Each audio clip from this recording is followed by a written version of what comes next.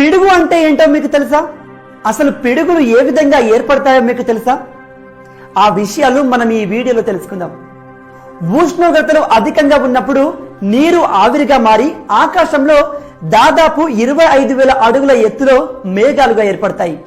అయితే పైనుంచి సూర్యరశ్మి అధికంగా తాకడం వల్ల తక్కువ బరువున్న ధనావేశిత మేఘాలు పైకి వెళ్తాయి.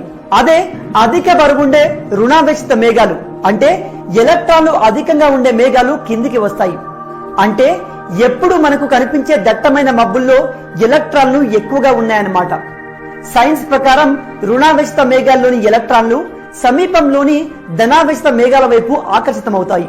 అయితే ధనావేశిత మేఘాలు చాలా ఎత్తులోకి వెళ్లిపోయినప్పుడు దగ్గరలో మరే వస్తువు ఉన్నా అటువైపుగా రుణావేశిత మేఘాల నుంచి ఎలక్ట్రాన్లు ప్రయాణిస్తాయి.